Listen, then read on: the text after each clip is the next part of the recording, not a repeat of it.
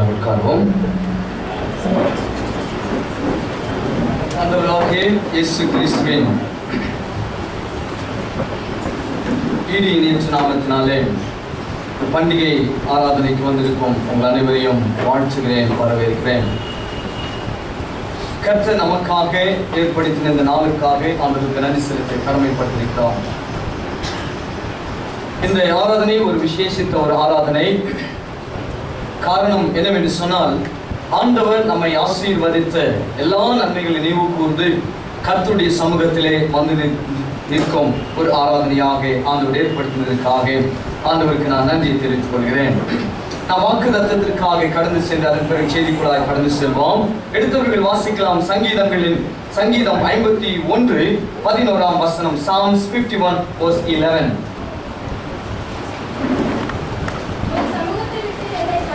உமது சமூகத்தை விட்டு என்னை தள்ளாமலும்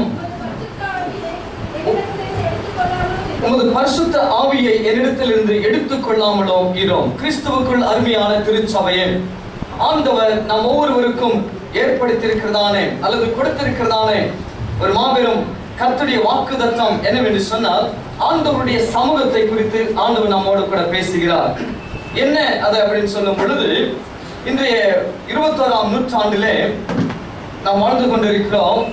அநேக காரியங்களை நாம் சிந்திக்கிறோம், செயல்படுகிறோம். வீடு வாசல்களை நாம் கட்டிக்கொள்கிறோம். வீடு வாசல்களை கட்டிக்கொள்வதற்காக முயற்சிக்கிறோம், வேலை செய்கிறோம், சம்பாதிக்கிறோம். சரிங்களா?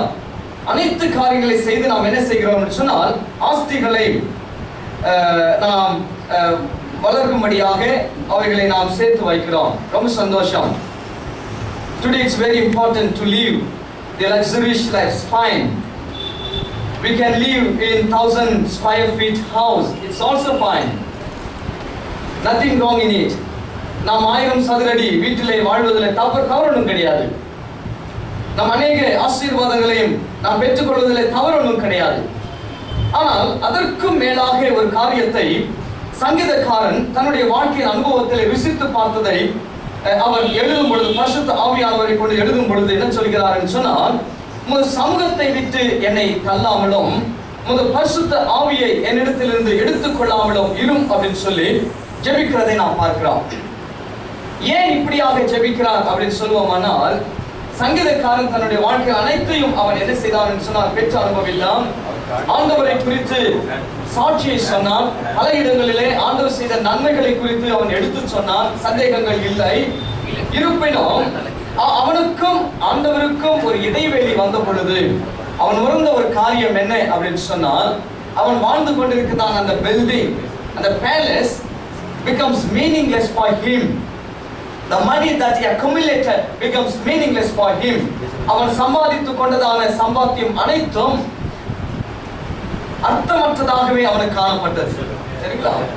ஆகவே தான் அவன் சொல்லும் பொழுது என்ன சொல்கிறான் என்று சொன்னால், எனக்கு வீடு வாசல்கள் உண்டு, பெயர் புகழ் உண்டு, நான் எங்க போனாலும் எனக்காக ஒரு இடம் உண்டு அப்படின்னு சொல்லும் பொழுது, ஆண்டவருக்கும் அவனுக்கும் மாபெரும் ஒரு இடைவெளி பாவம் செய்த பிறகு வந்த பொழுது அவன் உணர்ந்த ஒரு காரியம் என்னவென்று சொன்னால், பேலஸ் இம்பார்ட்டன்ட் கிடையாது, பெயர் புகழ் இம்பார்ட்டன்ட் கிடையாது, ஆஸ்திகள் இம்பார்ட்டன்ட் அல்ல.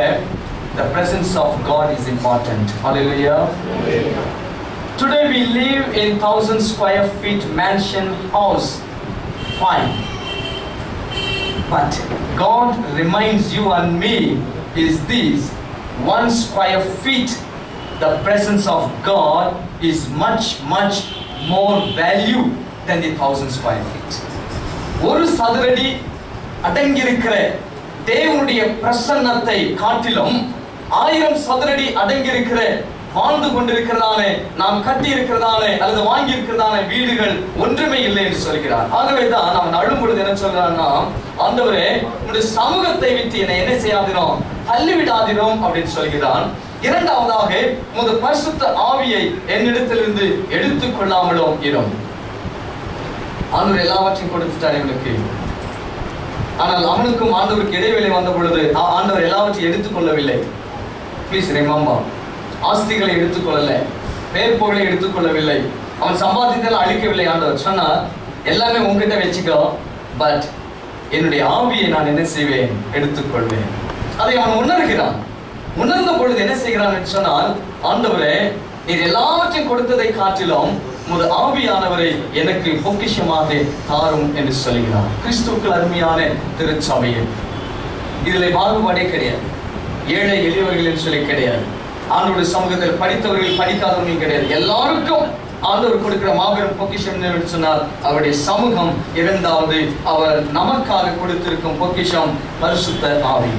இந்த ஆசீர்வாதங்கள் நாம் நாடுவதற்கும் வாழ்நாள் முழுவதிலும் இந்த வாக்குத்தத்தத்தை பெற்று அனுபவிக்க, இந்த வாக்குத்தத்திற்காக வாஞ்சிக்க தேவன் நம் ஒவ்வொருவருக்கும் கிருபைகளை பாராட்டுவராக. தலைகளை தாழ்த்தி கர்த்தருடைய சமூகத்திலே வாக்குத்தத்த ஆராதனைக்காகவும் விசேஷமாக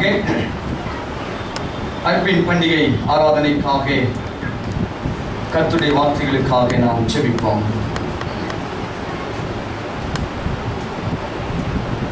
எங்கள் தகப்பனே,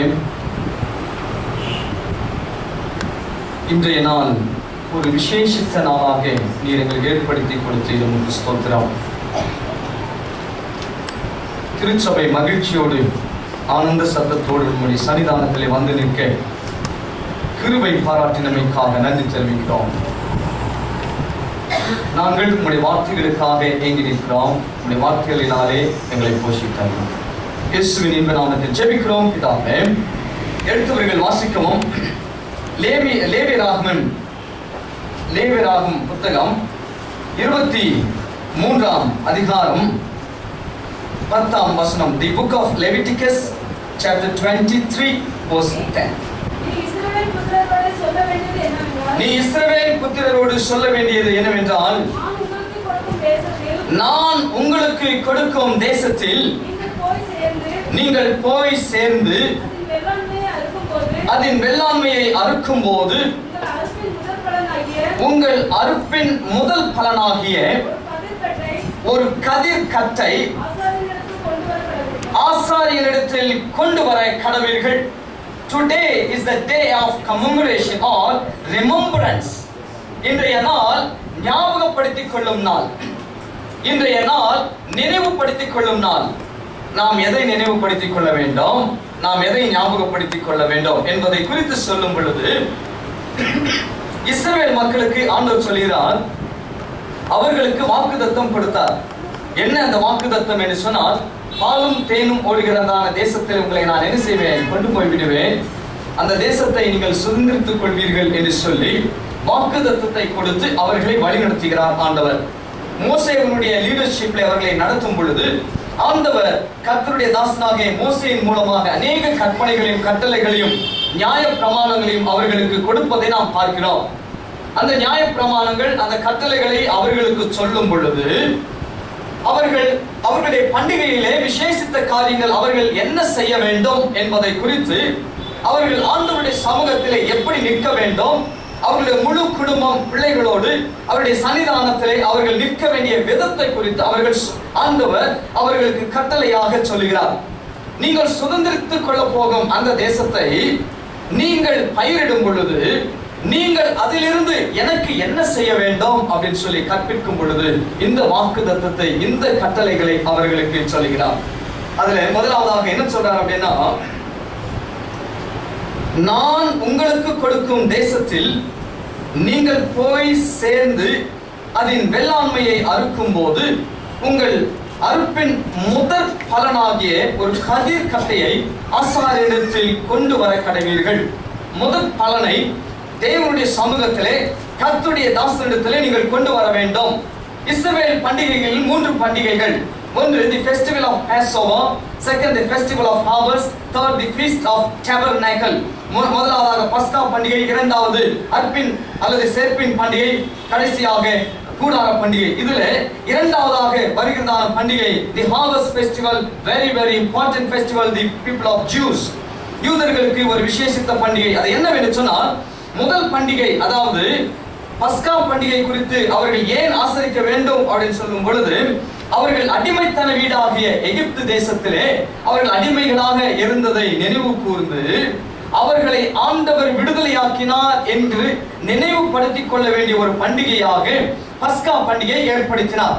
அதன் பிறகு ஆண்டவர் அவர்களுக்கு கொடுத்த வாக்குத்தத்தமான தேசத்தை சுதந்திரித்துக் கொள்ளும் பொழுது, அவர்கள் ஃபார்மிங் பண்ணும் பொழுது அல்லது அக்ரிகல்ச்சர் பண்ணும் பொழுது, விவசாயம் செய்யும் பொழுது, அதிலிருந்து அவர்கள் பெற்று அனுபவிக்கிறதான அந்த கதிர்களுடைய பலன்களை அவர்கள் கர்த்தருடைய சமூகத்தில் கொண்டு வர வேண்டும் அப்படின்னு சொல்கிறார்.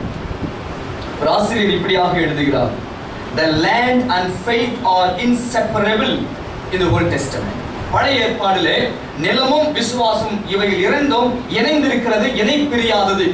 ஏனென்று சொன்னால், நிலங்கள் ஆண்டவர் கொடுத்தது என்பதை ஒவ்வொரு வசனங்களிலே அவர் ஞாபகப்படுத்துகிறார்.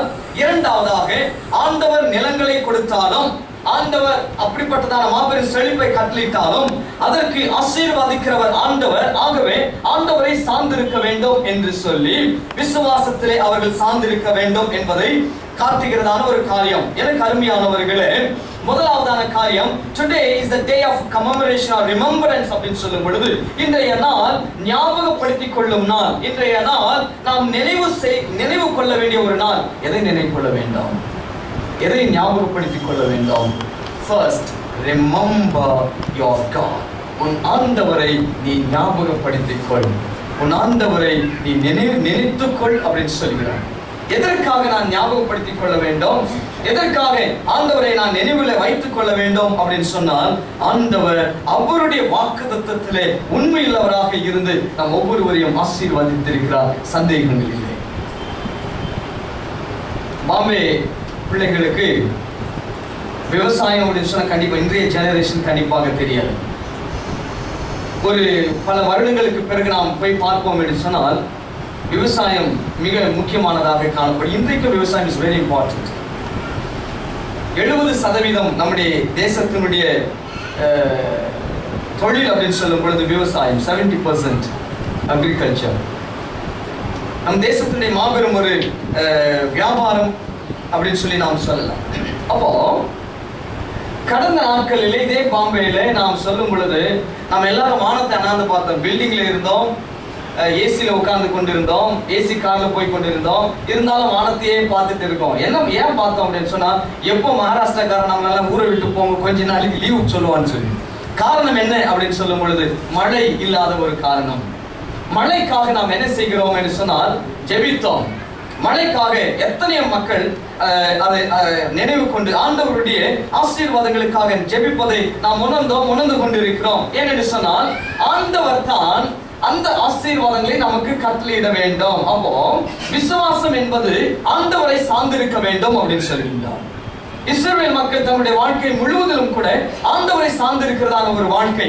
ஆகவே அவர்கள் நிலமும் சரி, அவருடைய விசுவாசம் இணை பிரியாததாக காணப்படுகிறது. எதில் இருந்து ஆண்டவர் என்னை ஆசீர்வதித்திருக்கிறார் இன்றைக்கு அப்படின்னு சொல்லும் பொழுது, கர்த்தர் உங்களை தனிமையாக இந்த இடத்திற்கு அழைத்து கொண்டு வந்து இன்றைக்கு உங்களுக்கு வேலைகளை வசதிகளை ஏற்படுத்தினார். அதற்காக நீங்கள் ஆண்டவருக்கு நன்றி தெரிவிக்க வேண்டும். ஆண்டவர் உங்களுக்கு நல்ல ஒரு எஜுகேஷனை கொடுத்து நீங்கள் உயர்வான இடத்திலே ஒரு ஆபீசர்ஸாக உட்கார செய்த அமர செய்த ஆண்டவருக்கு நீங்களும் நானும் நன்றியை தெரிவித்துக் கொள்ள வேண்டும். மூன்றாவதாக, ஆண்டவர் நமக்கு குடும்பத்தையும் பிள்ளைகளையும் ஏற்படுத்தி கொடுத்து நல்ல சுகத்தையும் கொடுத்த ஆண்டவருக்கு நாம் நன்றியை தெரிவித்துக் கொள்ள வேண்டும். நான்காவதாக, ஆண்டவர் நமக்கு நல்ல சரீர பலத்தையும் கட்டளையிட்டதற்காக ஆண்டவருக்கு நாம் நன்றியை தெரிவித்துக் கொள்ள வேண்டும். சில பேர் இப்படி சொல்லலாம். எப்படி சொல்லலாம்? எனக்கு ஒண்ணுமே இல்லையே, வசதியே இல்லையே, நான் ஏன் ஆண்டவருக்கு நன்றியை தெரிவித்துக் கொள்ள வேண்டும்? You yourself are costly. நீங்கள் மிகவும் மிகவும் காஸ்ட்லி. டோனஸ் டே ஆகஸ்ட் மாதத்திலே வந்தது. டோனஸ் டே, I forgot the date. இந்த டோனஸ் டேல அந்த எழுதுகிறதான அந்த நியூஸ் எழுதும் பொழுது அது ரொம்ப அழகாக சொன்னாங்க. நம்முடைய ஒவ்வொரு பார்ட்ஸை வந்து விவரிச்சு எழுதினாங்க. ரொம்ப இன்ட்ரெஸ்டிங்காக இருந்தது. அதில் நான் லிவரை குறித்து வாசிக்க ஆரம்பித்தேன். லிவர் டிரான்ஸ்பிளான்டேஷன் ரொம்ப காஸ்ட்லி அப்படின்னு சொல்லியிருந்தாங்க. மோர் தென் 30 lakhs லிவர் டிரான்ஸ்பிளான்டேஷன், ஒரு லிவர். அப்போ நம்ம எல்லாருக்கும் ஆமாம் 2 livers. அப்போ எத்தனை லட்சம் சொல்லி பாருங்க. சாரி 1. தி ஹார்ட் அப்போ இதய அறுவை சிகிச்சை, அப்போ ஹார்ட் டிரான்ஸ்பிளான்டேஷன் அப்படின்னு சொன்ன வெரி காஸ்ட்லி அப்படின்னு சொல்லி பிரைவேட்ல நீங்கள் போவீர்கள் சொன்னால் என்ன சொல்றாரு அப்படின்னா வெரி காஸ்ட்லி அப்படின்னு சொல்லுகின்றார். அதுல பிழைக்கிறது எத்தனை பேரும் தெரியாது அப்படின்னு சொல்லுகின்றார். அப்ப என்ன சொல்றாரு அப்படின்னு சொன்னால் நம்ம ஹார்ட், லிவர், கிட்னி அப்படின்னு சொல்லி பேசிக்கொண்டே போகும் பொழுது நம்முடைய காஸ்ட்லி என்ன அப்படின்னு சொன்னால் we are very costly அப்படின்னு சொல்லுகின்றார். ஆகவே தான் நாம் உட்கொள்ளும் ஆகாரமும் சரி, நம்முடைய பழக்க வழக்கங்களும் சரி சரியாக இருக்க வேண்டும் அப்படின்னு சொல்லுகிறோம். ஒரு முறை நம்முடைய சரீரத்திலே எந்த ஒரு பார்ட்ஸ் அடிபட்டாலும் நாம் என்ன செய்யணும், லட்சங்களை அவைகளுக்கு கோடிக்கணக்கான பணம் கொடுத்தாலும் கூட நாம் என்ன செய்ய முடியாது, அவைகளை பெற்றுக்கொள்ள முடியாது. ஆகவே தான் சங்கீதக்காரர் ஒரு இடத்தில் சொல்கின்றார், என்ன சொல்றார் அப்படின்னா பிரமிக்கத்தக்க அதிசயமாக நான் உருவாக்கப்பட்டபடினாலே ஆண்டவரை உம்மை துதிக்கிறேன் அப்படின்னு சொல்கிறார். ஏன்னா இன்னும் நாம் சொல்லும் பொழுது ஆண்டவர் எதற்காக நான் நன்றி தெரிவிக்க வேண்டும் என்று சொன்னால் God changed the life of wilderness to the life of prosperity. ஆண்டவர் வனாந்தரமான ஒரு வாழ்க்கையிலிருந்து செழிப்பான ஒரு வாழ்க்கையை நமக்கு கட்டளையிட்டு இருக்கிறார், சந்தேகம் இல்லை.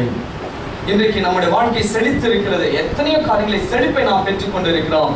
ஆண்டவருக்கு நாம் நன்றியை தெரிவித்துக் கொள்ள கடமைப்பட்டிருக்கிறோம். ஆகவே the day of remembrance முதலாவதாக ஆண்டவரை நாம் நினைவு கொள்ள வேண்டும் அப்படின்னு சொல்லுகின்றார். என்னுடைய சகோதரன் ஒரு கிராமத்திலே 1990ஆம் வருடத்திலே ஊழியம் செய்து கொண்டிருந்தார். அவர் வீட்டுக்கு வந்த பொழுது நிறைய காஞ்ச மிளகாய், பிறகு கிரவுண்ட் நட்ஸ், வேர்க்கடலை நிறைய கொண்டு வந்தார் வீட்டுக்கு. நாங்கள் கேட்டோம், அண்ணா என்ன இவ்வளோ கொண்டு வந்திருக்கிறீங்க, காஞ்ச மிளகாவும் அந்த கிரவுண்ட் நட்ஸ் இவ்வளோ கொண்டு வந்தீங்க அப்படின்னு சொன்னதற்கு அவருடைய ஊழியத்தில் ஒரே ஒரு அனுபவத்தை சொன்னார். அவர் ஒரு கிராமத்திற்கு ஊழியம் செய்வதற்காக அங்கே அழைக்கப்பட்ட பொழுது அந்த கிராமத்தில் இயேசு கிறிஸ்துவை குறித்து அறிவித்தார். இயேசு கிறிஸ்துவை குறித்து தெரியாத ஒரு மக்கள் மத்தியிலே சுவிசேஷம் சொல்கின்றார். அவங்க சொன்னாங்களாம், ஏழைகள் எளியவர்கள் எல்லாருமே இந்த இயேசு கிறிஸ்துவை நாங்கள் ஏன் ஏற்றுக்கொள்ள வேண்டும், அவர் எங்கள் கடவுளை காட்டிலும் விசேஷித்தவரா அப்படின்னு சொன்னார்கள். அப்போ அவர் சுவிசேஷம் சொல்ல ஆரம்பிக்கும் பொழுது ஆண்டவர் விசேஷித்தவர் தான் அப்படின்னு சொல்லி இயேசு கிறிஸ்துவை குறித்து பிரசங்கம் பண்ணினார். ஒரு சரியான ஒரு அழைப்பின் நாட்கள் வரும் பொழுது இவர்கள் எல்லாரும் என்னுடைய சகோதரனிடத்தில் வந்து, அப்படியான ஒரு காரியத்தை நீங்க செய்யுங்க, ஒவ்வொரு வருஷமும் நாங்கள் பயிரிடுவோம், அந்த பயிர் நல்லா வளர்ந்து பலனை கொடுத்து அதை அறுக்கும் அந்த தருணத்துல எங்கிருந்து மழை வருமோ தெரியாது, வெள்ளப்பெருக்கம் எடுத்து அனைத்தையும் அடைத்து கொண்டு போகும். நாங்கள் 1 கிலோ கூட எங்க வீட்டுக்கு நாங்கள் பயிரிட்டதை எடுத்து செல்வதே கிடையாது. ஒரு நாள் நாங்கள் செய்யவில்லை. எங்களுடைய வாழ்க்கையில ஏதோ ஒரு நஷ்டத்தை நாங்கள் பார்த்தோம் அப்படின்னு சொன்னார்கள். அப்படியானால் நான் ஜெபம் செய்கிறேன், ஆண்டவருக்கு சித்தமானால் கர்த்தர் அதை உங்களுக்கு மாற்றி அமைப்பார் என்று சொல்லி அவர் தண்ணீரையும் எண்ணெயும் எடுத்து அந்த பயிர்களிலே ஜெபம் பண்ணி வீச ஆரம்பித்தார். சொன்ன ஒரே ஒரு காரியம், நீங்கள் இந்த வருடத்திலிருந்து உங்களுக்கு நஷ்டம் இருக்காது, வெள்ளப்பெருக்கம் இருக்காது. நீங்கள் எவ்வளவு பயிரிட்டீர்களோ அவைகளை நீங்கள் என்ன செய்வீர்கள், உங்களுடைய வீட்டிற்கு கொண்டு செல்வீர்கள். அவங்க சொன்ன ஒரே ஒரு சாட்சியம் தெரியுங்களா, அவங்க வாழ்நாள் முழுக்க மறக்க முடியாத ஒரு சாட்சியம் சொன்னார். அந்த வருடத்திலே அந்த பயிர்கள் எவ்வளவு அவர்கள் போட்டார்களோ அவ்வளவு அவர்கள் என்ன செய்தார்கள் சொன்னால் அவர்கள் அதை அனுபவித்தார்கள், அதை அவர்கள் வீட்டுக்கு கொண்டு சென்றார்கள். சொன்னார்கள், எவ்வளவு பேக்ஸ் அண்ட் பேக்ஸ் சாக்ஸ் நிறைய கொண்டு வந்து எங்க அண்ணன் கிட்ட கொண்டு, ஐயா இருந்தாங்க இதெல்லாம் காணிக்கையா வச்சுங்க, அவங்களுக்கு தெரியாது பாருங்க, அதர் ஃபைட்ஸ் எல்லாவற்றையும் கொண்டு வந்து ஐயா இது உங்களுக்காக கொண்டு வந்திருக்கிறோம் அப்படின்னு சொன்னார்கள்.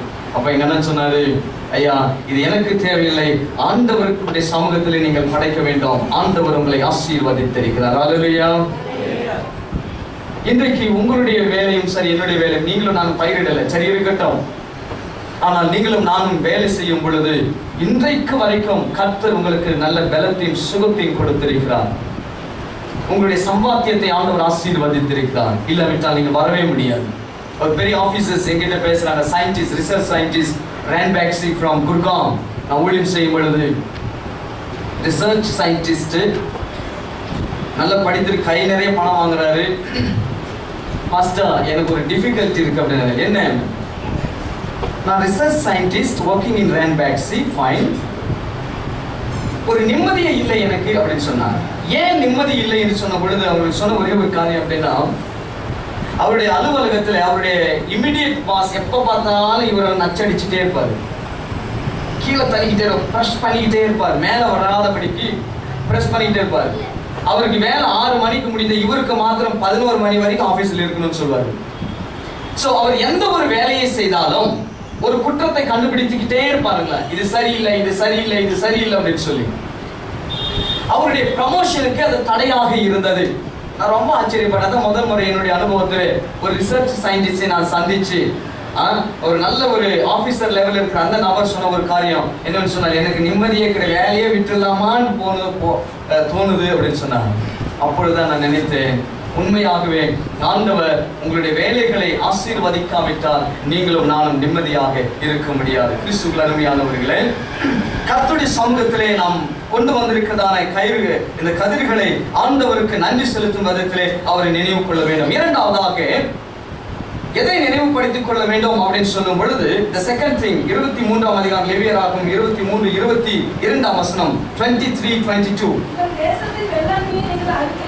உங்கள் தேசத்தின் வெள்ளாமையை நீங்கள் அறுக்கையில் வயலின் ஓரத்தில் இருக்கிறதை முற்றிலும் அறுக்காமலும் சிந்தி கிடைக்கிற கதிர்களை பொறுக்காமலும் எளியவனுக்கும் பரதேசிக்கும் அவைகளை விட்டுவிட வேண்டும், நான் உங்கள் தேவனாகிய கர்த்தர் என்று சொல்கிறார். Shall we read in English? Leviticus chapter 23 verse 22.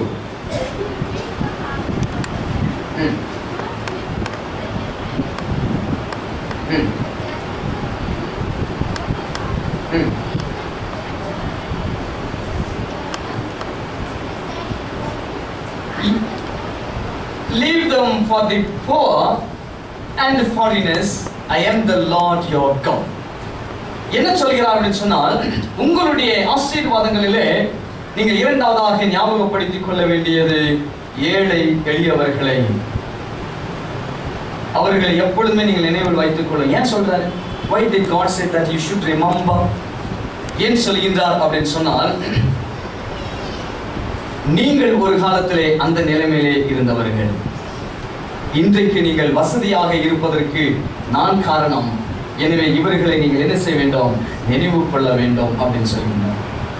So when you bring the offering before the altar, God never accepts anything that affects the poor and needy.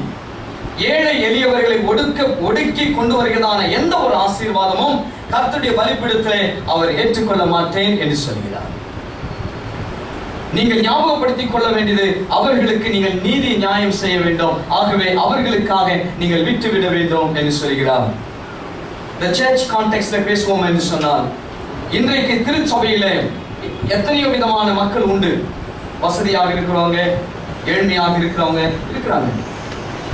What is our part towards them? நம்முடைய பங்கு அவர்களிடத்தில் என்ன என்பதை நாம் நினைவு கொள்ள வேண்டும். நீங்களும் நானும் நம்முடைய சகோதர சகோதரிகளை எந்த விதத்திலே நாம் கனப்படுத்துகிறோம்? கர்த்தர் சொல்கிறார், அவர்களுக்காக நீ விட்டுவிடு அப்படின்னு சொல்கிறார். நான் சர்ச்சஸ்ல பார்த்த ஒரு அதிசயம் சொல்வதா ஆச்சரியம் சொல்வதா எனக்கு தெரியவில்லை. கர்த்தருடைய சமூகத்திலே நாம் வெறும் கையோடு வரவில்லை. சந்தோஷம். போகும் பொழுது நாம் எல்லாவற்றையும் என்ன செய்கிறோம்? ஏலத்தை பேசுகிறோம். ரொம்ப சந்தோஷம், பேசணும். ஆனா எல்லாமே நம்ம எவ்வளவு கொண்டு வந்தோம், அதை காட்டில எல்லாமே நம்ம பேக்ல போட்டு நாம் என்ன செய்வோம்? போயிட்டே இருப்போம். நீங்க தான் கொண்டு வந்தீங்க, நீங்க தான் வாங்குறீங்க, உங்களுக்காக வாங்கிட்டு போயிட்டே இருக்கிறீங்க. சரி, வேணான்னு சொல்லவில்லை. தாய் தகப்பனற்ற ஒரு குடும்பம் சபையில் இருக்கும் பொழுது அவர்களுக்காக நீ என்ன ஏலத்தை வாங்கினாய்? தகப்பன் இல்லாதவர்கள், தாய் இல்லாதவர்கள், பெற்றோர்கள் இல்லாதவர்கள், வாங்குவதற்கு வசதி இல்லாதவர்களுக்காக நீ ஏலத்தில் எந்த பங்கை கொடுத்திருக்கிறாய்? ஏதாவது அவர்களுக்காக நீ விட்டு கொடுத்தாயா? வாங்கினாயா? கர்த்தர் சொல்லுகிறார், remember two things. இன்றைக்கு நீங்கள் என்னை ஞாபகப்படுத்திக் கொள்ளும் நாள் என்று சொன்னால் நான் உன்னை ஆசீர்வதித்திருக்கிறேன். பட் மறவாதே உன்னுடைய சகோதர சகோதரி தலைகளை தாழ்த்தி செல்லிருப்போம். எங்களை நேசிக்கிறீர்களா? வார்த்தைகளை நாங்கள் கேட்டோம். உங்களுடைய சத்தியத்திற்கு நாங்கள் செவி கொடுப்பது நிச்சயம். தொடர்ந்து எங்களை ஆசீர்வதித்து தேவைப்படுத்தும். இயேசுவின் நாமத்தில் நான் ஜெபிக்கிறோம் பிதாவே.